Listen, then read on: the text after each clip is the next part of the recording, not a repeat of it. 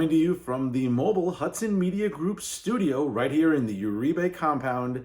This is Talking Politics, and I am New Jersey's premier journalist, top 100 Latino via the Latino Spirit Online magazine for 2020, 2021, and now just recently found out this week that also for 2022, and of course, the sworn enemy of all the latte liberals, social justice clowns, toxic progressives, and the woke fools, not just throughout Hudson County, but also throughout the state of New Jersey. Yes, it's me, Fernando Uribe.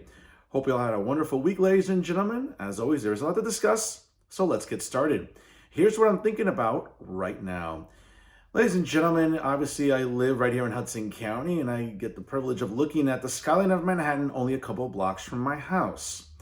And it just breaks my heart to see what's happened to the greatest city in the world.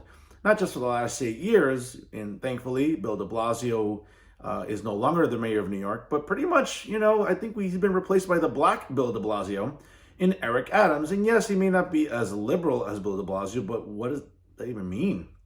And we talk about how leftists have just completely engulfed the Big Apple. Now, right before the end of the year, the city council, again, all comprised a majority of leftists and woke fools, of course, decided to pass a measure, and subsequently, despite any backlash that he's gotten, the new mayor decided to authorize it, and that is indeed a measure to allow non-citizens to vote in city elections in New York. Now, let me just give you some details here, which makes this story both interesting and cringeworthy. And one of the things, folks, that I will conclusively say all the time, that it's bad for New York City, it's bad for New York, and it's also bad for the United States of America. Because, quite honestly, I think it's inconsistent with our history and the law, right? And, when I think about it, what it ultimately does, it denigrates those of us that are citizens, right? I mean, some of us were blessed to be born here. I know I was. And of course, many have been privileged to have an American passport, like myself. But, folks, we shouldn't be giving people who don't have any form of American citizenship the right to vote. And if they didn't earn it the right way, then I'm sorry, you shouldn't have the right to vote. And that's not some racist or bigoted perspective, folks. That is pretty much in sync with any modern democracy, right? Oh, aren't you always hearing about leftists and progressives and all the woke idiots talk about democracy and we have to protect democracy? Well, this is part of it. Don't just pick and choose when you want to protect democracy, all right, folks? You have to either be about it completely or not at all. I mean, there's no sort of middle of the road here. But at the same time, we shouldn't give illegals, non-residents, whatever you want to call them, any sort of right to elect our leaders. Okay, it should be reserved for, again, the incredible group of people who are citizens of the United States. And the idea that, to allow foreigners to vote in American elections without having them be able to go for their citizenship and be citizens ultimately is, quite frankly, I think wrong. Now, we shouldn't be surprised. In the city of New York, of course, the city council is made up of a bunch of progressives and, again, the latte liberals I like to sort of, fight against, or all the toxic progressives, the woke fools, everybody on the left, folks, that, they always seem to talk about, their heart's in the right place when they talk about policies. No, all of you have your heads up your asses. And the problem is that nobody else in journalism, especially here in New Jersey, has the set to say that, except yours truly. And I say that because, quite honestly, folks, this is where we, run into trouble. And of course, in New York City, it shouldn't surprise us that this happened. Now, whether or not this is faced with any court challenges, that remains to be seen. But folks, as long as you're living in the city of New York for at least 30 days, under this new measure, if you're a non-citizen, you're able to vote in city elections. I don't know about you, but that has the potential to just be toxic.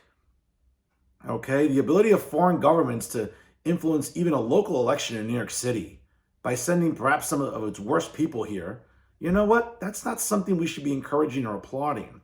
But of course, as we all know, progressives and all these insufferable activist groups, right? That all they believe in every single day is coddling illegals, right?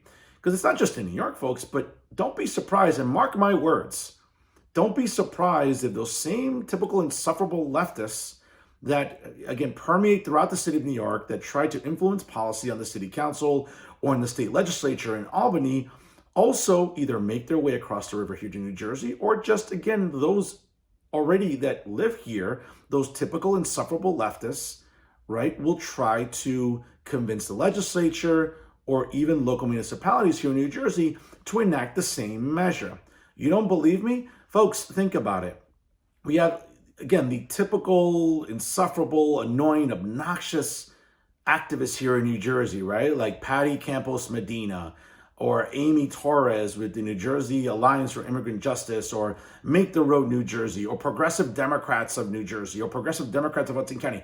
All these clowns, folks, these are the same people that, believe me, they're salivating right now, seeing this happen across the river in New York. And if they could find a way to get illegals to vote here in New Jersey, again, in local elections of some kind, trust me, they'll camp out in the cold, they'll go door to door in the freezing temperatures, whatever, because that's what they believe in. They don't believe in sovereignty. They don't believe in the rule of law. They don't believe what citizenship means. They don't place any value on citizenship, right? We look at, again, the typical insufferable leftists, right? Like Patty Medina, again, with her just obnoxious show. Folks, let me tell you something. If you ever need a cure for insomnia, or you're having trouble going to sleep at night, and you know what? Just Google her, watch her like just obscenely boring show, Activista, Rise Up, or Woke with Patty Medina. Folks, is the most god-awful type of show. Aside from the fact that she massacres the English language. Let's just start with that. I mean, that just hurts my ears, okay? She defecates on the English language. But then on top of that, what's killing me is, again, as a fellow PhD, the woman is clueless on policy. Right? She has no understanding about economics. Obviously, you look at her social media, she supports Bernie Sanders. So what's that telling me? A 70-year-old something woman is clearly oblivious when it comes to economics, right? Or even Amy Torres, right? The executive director of the New Jersey Alliance on Immigrant Justice, another insufferable leftist, right? You look at her, trust me, look her up, and it's just like that insufferable face that you see on a woman. You just, believe me, you wouldn't want to even take home to your mom to meet, because you can tell she's that insufferable. But again, those are the ideologues that are trying to influence policy, and they have, right? They've done it. What's happened in New Jersey in recent years? We've seen illegals receive driver's licenses. We've seen illegals be able to receive some sort of college tuition discount, or at least be eligible to go to community college for free in New Jersey. Folks, this is the dump that's become the Garden State. And you know who you can thank for that? Again, these insufferable activists like Patty and Amy and all the others, right? That talk about, oh, you know what? I'm all about fairness and compassion. Baloney. All they're about is furthering their radical leftist agenda. And I don't know about you, I'm the only one that calls this out, folks.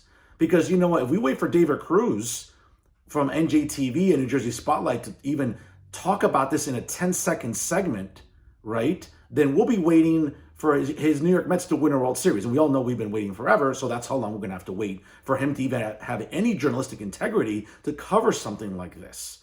But again, folks, it's these sort of activists, whether it's in New York City, right, elected officials on the city council, or even here in the legislature, who somehow believe that coddling illegals is the right way to go, that coddling illegals is the good thing to do, okay? That we shouldn't put any sort of value on citizenship. I don't know about you folks, but I value citizenship, and the idea that somehow someone can rationalize the notion that non-citizens, illegals, whatever you want to call them, should have the right to vote. I don't care if they're voting for dog catcher, which again, that's not really a position you can vote for here in New Jersey or New York for that matter, but I'm sure somewhere else in the country. But you get my drift, right? Because out in San Francisco, they enacted the same law.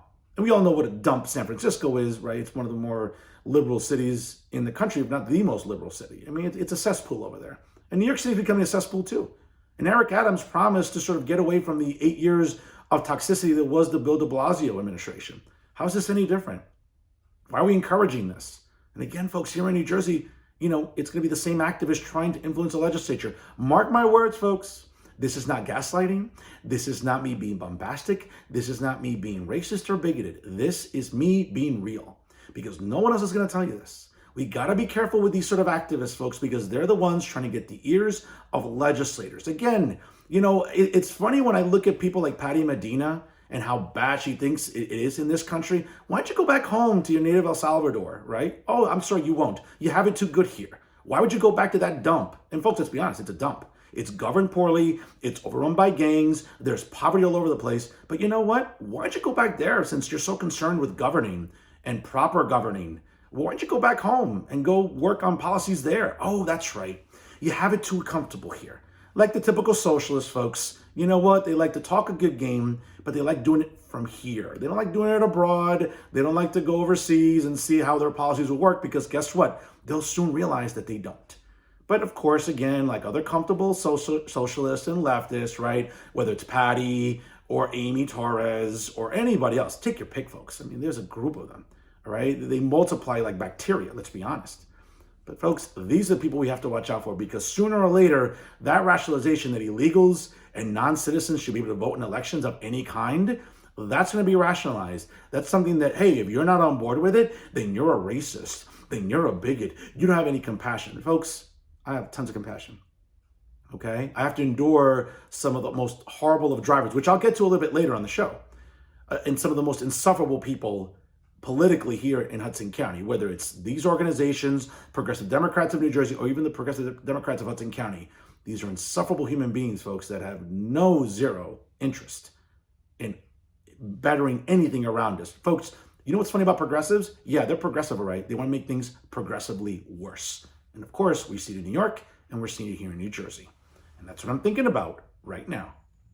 In the latest edition of the 5-time award-winning podcast, Talking the Hudson, which you can listen to every single week via www.blogtalkradio.com/talkingtohudson, was TAPInto Jersey City Columnist and the Dean of Hudson County Journalism himself, Al Sullivan.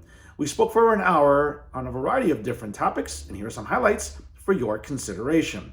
First and foremost, we talked about perhaps the biggest news at the start of the new year was the announcement of the retirement of U.S. Representative Albio Sires here in the 8th Congressional District, and certainly his immediate approval and endorsement of what's going to be his successor, Robert Menendez Jr., of course, the son of United States Senator Robert Menendez Sr. Al had a lot to say about what this endorsement means and what the candidacy of Robert Menendez Jr. will look like leading up to primary day in June. Let's hear what Al had to say about it. But let's get to it. Al, I would argue that the biggest news story during this holiday season, and obviously at the start of the new year, was the news that, I mean, we sort of expected it because we knew for some time that U.S. Representative Albio Sires was going to step down at some point. We didn't know exactly when he was going to say, hey, I'm retiring from the House of Representatives, or I'm going to just serve one more term, whatever the case may be. Well, the biggest news story, I would argue, in late 2021 and starting 2022 was the fact that he did announce his retirement. And he was very kind of blunt about it. He said very clearly, I don't want to serve in a Republican House, which is what many prognosticators are expecting the Republicans to take the House, hopefully this November. So we no longer have to hear the words House Speaker Nancy Pelosi, but we'll see about that. But it wasn't even so much that surprise, but right afterwards, there was the name of the son of the senior United States Senator Robert Menendez Sr., and Robert Jr. is now the presumptive favorite to, apparently after all these endorsements, to run it for that seat and to run in the primary in June and subsequently win this November to replace Albio Sires when the new Congress takes place in January of 2023. Al, I wasn't surprised when I heard this. What are your thoughts? I wasn't surprised. I was shocked, but less than surprised, in the sense that I didn't think the Democratic Party would tolerate something obvious. This is pure, family ties on a level that this man has held no other office ever. And, there are people who actually are deeply involved in the local community who are better qualified. And that's not to say anything against him, because I think he's a nice guy. He probably will be competent when he gets there. But the fact is, he didn't earn it. He's being handed it on a silver platter. And it isn't because of anything he did, it's because of his father. Nobody wants to offend Senior. And so they're willing to give the seat to his son. And that's sort of not democracy. And they're, and as much as I disagree with the progressives most of the time, in this case, they're very right. This is not the way democracy works. Only in Hudson County, I think. Well, Al, what's interesting is, of course, what you described is the feeling that some are articulating on social media. We know that, Aaron Morrill with the Jersey City Times published a scolding editorial by former, Hudson County journalist Terrence McDonald. I don't know if you read it in the New Jersey Monitor last week, but it was a scolding editorial, and I know the Jersey Times published it. It got picked. It actually got a lot of traffic in the last week or so since it's been up online. What Terrence is kind of saying outright without using the N-word is nepotism, and that is something that, and again, I've spoken to Robert Jr. a few times. He's going to be coming on this show and my other show soon, so I'm looking forward to having him on it and talking about what the campaign and everything. And there is apparently a progressive challenger that has thrown his name into the ring, apparently, to challenge Menendez Jr., which we'll talk about in a moment. We'll talk about his campaign. But, I'm sure these are questions that Robert Jr. is going to have to answer. And listen, I like Robert. We're friends. We have lunch together. We're friends. I'm not going to sit here and throw Robert Jr. under the bus. But I'm sure that when he comes on this show, he knows that I'm going to be fair and I'm going to ask the tough questions. And I'm pretty sure I'm not going to be the first journalist to ask this, but I'm sure he's going to get inundated with a basic question like, hey, how are you going to handle the backlash from people saying that, this is maybe, as some people would say, typical Hudson County politics? And I'm sure he'll have a good answer because he's a very accomplished lawyer. He's quick on his feet. But I'm pretty sure he has to prep himself, Al, because I'm sure he knows a tsunami of backlash is coming. Well, the fact is that, the reason he couldn't run for mayor in Jersey City is because he was not involved in the community. Well, the same problem now. And, it's not a backlash. It is what makes this person qualify for this job when there are other people who are more qualified, who have done more, who have been deeply involved in community activism. And they are just sort of watch it be handed off. This is a seat that a number of people have wanted. Fulop, one of them, Ravi, another. And, I don't want to see it go to them either. But there are people in Jersey City who think, which is a largely Puerto Rican population, who think that seat should be in Jersey City, and if it's going to be to a Latino, why not a Puerto Rican? And here it is, kept up in North Hudson again, and that's got to irritate a lot of people who are, who feel that Jersey City, which is really the largest municipality in that district, is getting the shaft again. Secondly, we discussed the new look of the city council in Jersey City. More specifically, Ward F Councilman Frank Gilmore, who is already making an impact not only on his ward, but his voice is being heard, certainly on the city council. Let's hear what Al had to say about this. Let's switch gears here. Obviously, let's keep it in Jersey City locally. A little bit of a new makeup, obviously, now at the start of this month. A new session of the city council went into effect. We had new council people sworn in, councilman at large, and current HCDO chairperson Amy DeGee's a regular on this show, took the oath of office. Obviously, looking at Frank Educational Gilmore, certainly the biggest upset in this local election cycle was his win in Ward F. Obviously, he took office, took the oath, and it's interesting, moving forward though, Al. Obviously, Rich Bargiano won the runoff in pretty convincing fashion. But moving forward, how do you see this new council kind of working together, or maybe not working together?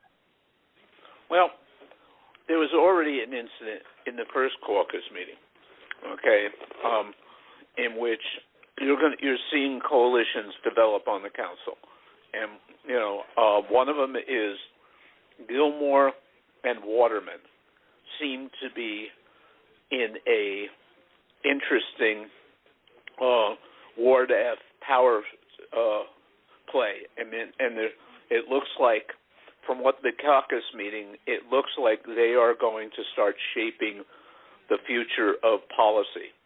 I mean, Waterman has found a natural ally there, and I think those are two to watch, because Gilmore is an incredibly intelligent human being and very street smart. He has a really good pulse of the community. And Waterman wants to run for mayor, I think. And I think down the road, that alliance is going to be incredibly strong. But then you also have some resentment going on in that council.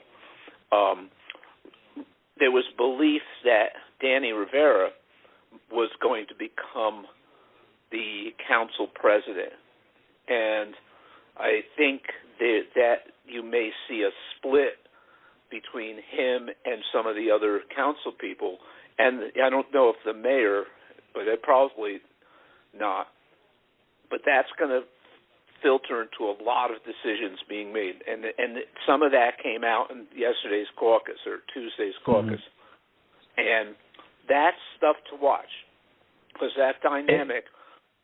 Because if Fulop doesn't run the next time, one of those people is likely to become the mayor.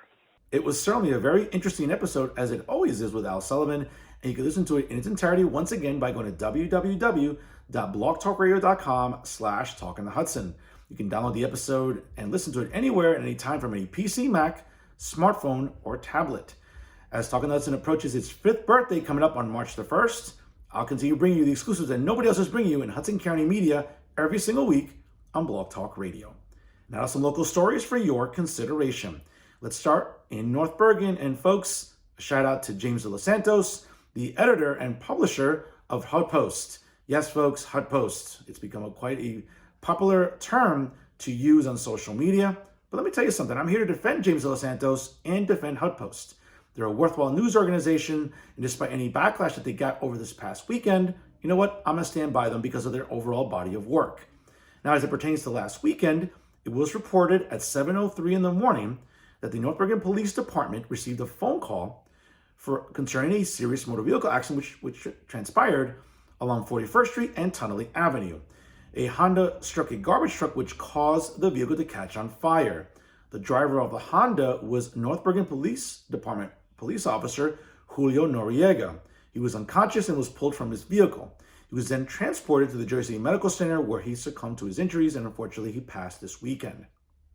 The driver of the garbage truck was not injured. However, the passenger sustained minor injuries and was also transported to the hospital. First and foremost, ladies and gentlemen, my heart goes out to the family of Julio Noriega. I'm very sorry for your loss. This is certainly a difficult time. I've seen the GoFundMe page to provide for his funeral services, which took place this week. And again, a shout out to everybody that was able to donate to this GoFundMe page to help out the family. And again, my heart goes out to Julio. He was an outstanding member of the community. He was a very proud police officer and a guy that you looked at that had a lot of integrity and dignity. It was unfortunate what happened. And I know that many people complained about HUDpost uploading his picture and certainly uploading what happened, either video of the fire or just a picture of him altogether. Now, folks, it's my understanding that other news sites during Saturday morning also reported on this fire. So I don't believe it was just HUDpost who did it first. I believe other sites did. But whether or not they did it first or not, folks, it's news. And unfortunately, it's not always good news. HUDpost was simply doing its job. And I get that a lot of people want to go on social media and have their tantrums and go off on tangents and get triggered. I get it. A lot of people out there knew Julio. He was a good guy. I didn't know him personally, but from what I've heard, from testimonials from people on social media, he was an amazing human being. May God rest his soul. But folks, HUDpost was simply doing its job, okay? And remember, this is the same news site that when North Bergen High School and their drama department produced a play or a musical or production overall, folks, of the popular movie Alien, right? The great movie franchise, right, by director Ridley Scott, starring Sigourney Weaver, which ultimately that was her breakout role in Hollywood, folks. We all know about the Alien franchise. Well, guess what? Sigourney Weaver made her way out from Hollywood to visit North Bergen High School for one of the productions. And you know what? That just spoke volumes about, how great that production was. And you know who was the first news site to cover it? Yeah, HuffPost. How about last fall during Hurricane Iris, when we saw tons of places in Hudson County being inundated with water, if not outright flooding? You know what HuffPost did? They published tons of videos that people were uploading to their Instagram stories that HuffPost was covering that, ultimately saved the lives. Because it told us where to avoid, to not be on Tully Avenue because it was underwater, to not go on Boulevard East, to not be near Hudson County Park, okay? They provided a service that was invaluable because that ultimately saved lives. So when I think about HuffPost, I think about the overall body of work and the good that they've done. I get it, folks. People want to get triggered about motor vehicle accidents, but folks, here's a newsflash.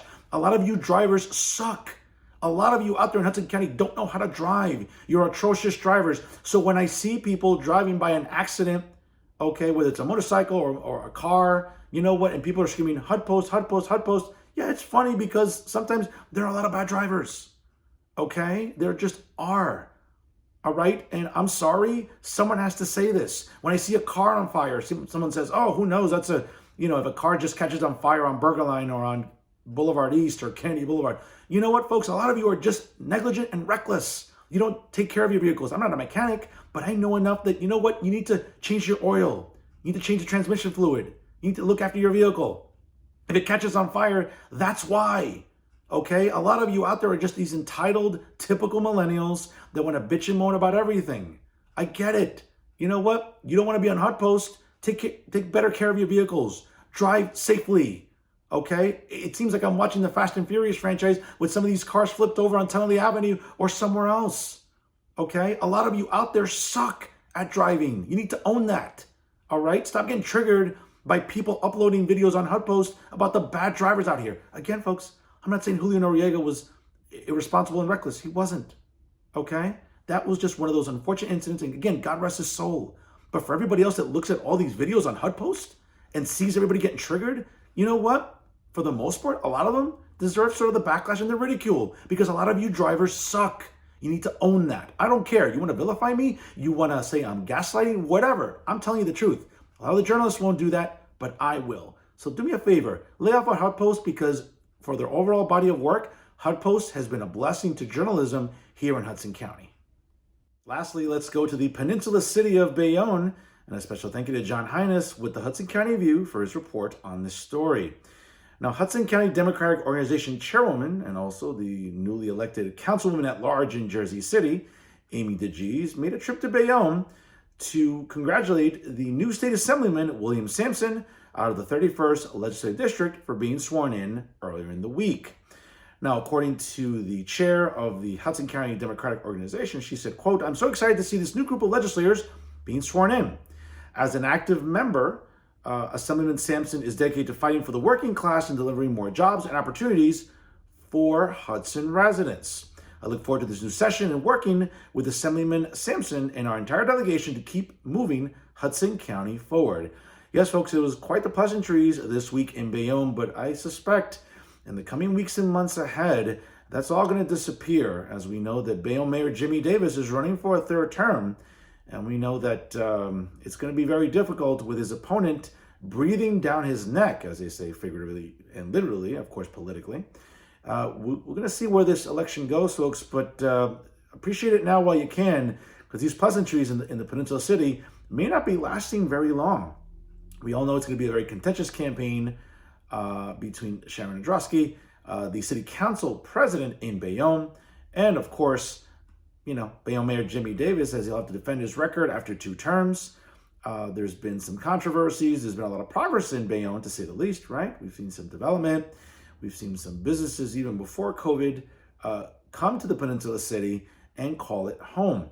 Now, it remains to be seen, as we know that the chair of the Hudson County Democratic Organization will feel compelled to of course, endorsed the incumbent in terms of Bayonne Mayor Jimmy Davis, but Jimmy didn't make any friends this past year, where he upset a lot of the political establishment all the way down in Trenton with the governor, Governor Phil Murphy, of course, with State Democratic Chair Leroy Jones, of course, with Assembly Speaker Craig Coughlin, then State Senate President Steve Sweeney, and of course, other prominent Democrats, such as U.S. Senator Robert Menendez and also U.S. Senator Cory Booker.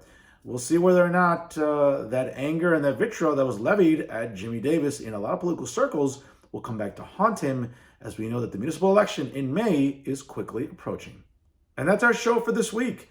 To check out all the excellent programming brought to you by the leader in independent media right here in Hudson County, the Hudson Media Group, please go to their websites, www.hmgtvshows.com and also www.livestream.com/hmgtv. You can also check out the Hudson Media Group on their YouTube page. Don't forget to like them on Facebook and, of course, follow them on both Instagram and Twitter. I'm so grateful to CEO Pat O'Melia for believing in this show, folks.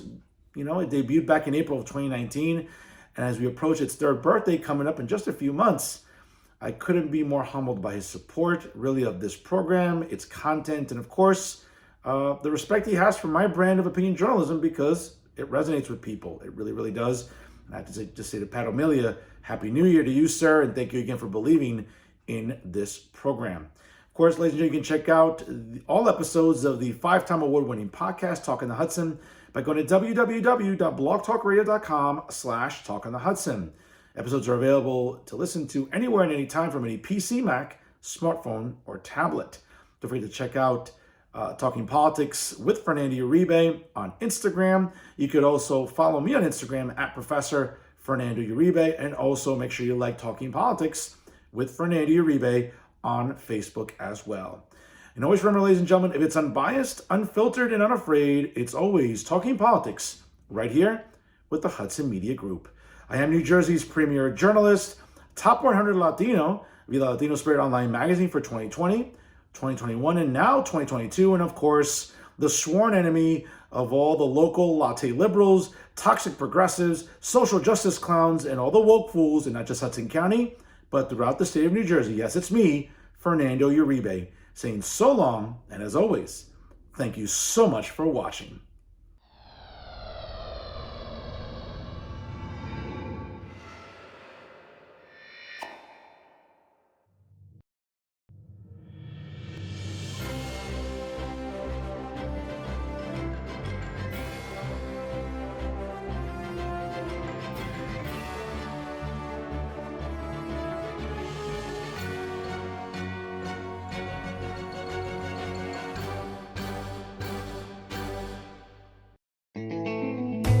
Don't forget to catch Fernando's podcast at blogtalkradio.com/talkonthehudson. New episodes available every Wednesday night at 9 p.m.